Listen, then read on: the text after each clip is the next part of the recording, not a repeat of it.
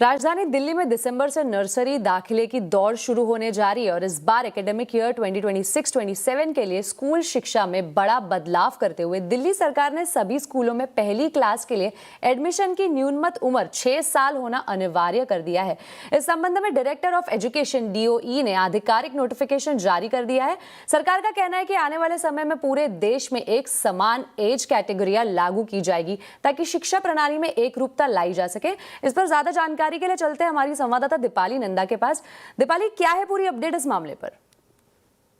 देखिए, राजधानी दिल्ली में दिसंबर से नर्सरी दाखिले की दौड़ शुरू होने जा रही है, लेकिन इस बार जो दाखिले के नियम है खास तौर पर पहली क्लास के लिए वो पहले जैसे नहीं रहेंगे, क्योंकि एक बड़ा बदलाव दिल्ली सरकार ने किया है नेशनल एजुकेशन पॉलिसी के हिसाब से पहली क्लास के एज क्राइटेरिया को लेकर। उसमें ये चीज़ को शामिल किया गया है कि अगर फर्स्ट क्लास में बच्चे को एडमिशन लेना है तो उसकी न्यूनतम आयु कम से कम उसे 6 साल का होना ज़रूरी है। यानी कि अगर आपका बच्चा 6 साल का नहीं है तो फर्स्ट क्लास में उसे नो एडमिशन वाली स्थिति में रहना होगा। अभी की देखें तो अभी ये होता है 4 से 5 साल के बीच में बच्चा होता है, 4 साल या फिर 5 साल में बच्चा फर्स्ट क्लास में एडमिशन ले लेता है, लेकिन अब ऐसा नहीं होगा। एकेडमिक ईयर 2026-27 के लिए दिल्ली सरकार ने ये फैसला लिया है कि NEP 2020 के हिसाब से ही एज क्राइटेरिया को सेट किया जाए।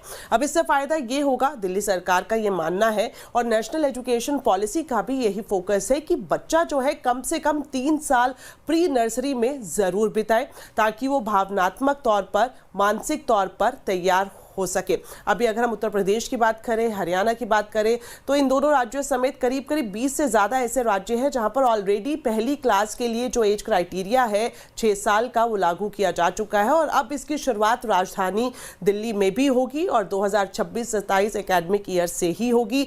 इससे फ़ायदा ये होगा कि पूरे देश में एक समान एज क्राइटेरिया लागू हो पाएगा।